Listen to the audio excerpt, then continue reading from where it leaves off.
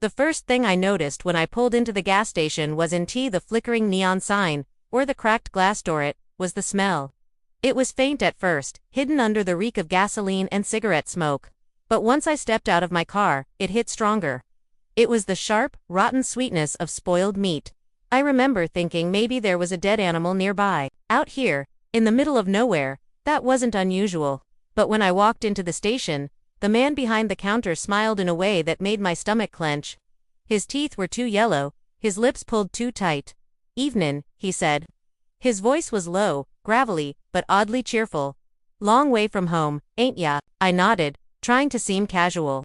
I told him I was just passing through, heading for the next town. His eyes lingered on me longer than they should have, and something about the way he tilted his head reminded me of a dog sizing up prey. The station itself was filthy. The fridge where drinks were supposed to be hummed, but was completely empty. Dust coated the shelves.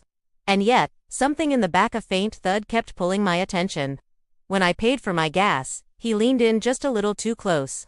"Road's dangerous out there. Lot of folks don't make it past sundown." I forced a laugh, muttered a thanks, and left. But I couldn't shake his eyes from my head. I should have kept driving. I should have ignored the urge. But curiosity is dangerous. And that smell, that rotting, metallic smell, felt stronger as I walked back to the side of the building. There was a metal door at the back, half hidden behind piled crates. And from behind it, I heard the sound again: thud, scrape, thud. I leaned in closer. That's when I heard it muffle, a voice. "Weak. Help me." My chest went cold. My brain screamed at me to leave, to get in the car and never look back. But my hand was already reaching for the handle. The door creaked open. The smell of decay rushed out like a wave, hitting me so hard I gagged.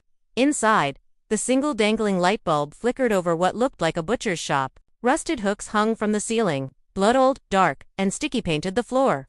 And in the far corner, chained to the wall, was a man. His clothes were shredded, his skin pale, his lips cracked, his eyes locked on mine with desperate relief. "Please, don't let him," the voice behind me cut him off. "You weren't supposed to see that." I spun around. The gas station clerk was standing there, his smile wider than before.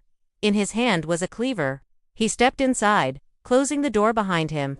What happened next still doesn't feel real. He didn't rush me. He didn't scream. He just walked forward slowly, dragging the cleaver along the wall. The screech of metal against concrete set my teeth on edge. "Meat's meat," he whispered. "Doesn't matter if it walks on 4 legs or 2.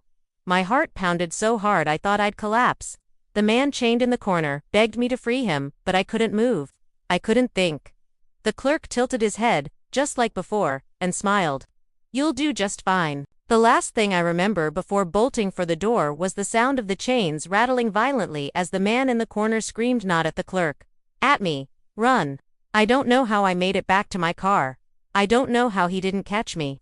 But when I looked in the rearview mirror as I sped off, I swear I saw him standing in the road, holding that cleaver, his smile glinting in the moonlight. I called the police the second I had signal. They promised to check it out. But when they went to that station, there was nothing there. No clerk. No chained man. Not even a bloodstain. Just a flickering neon sign, buzzing in the empty night.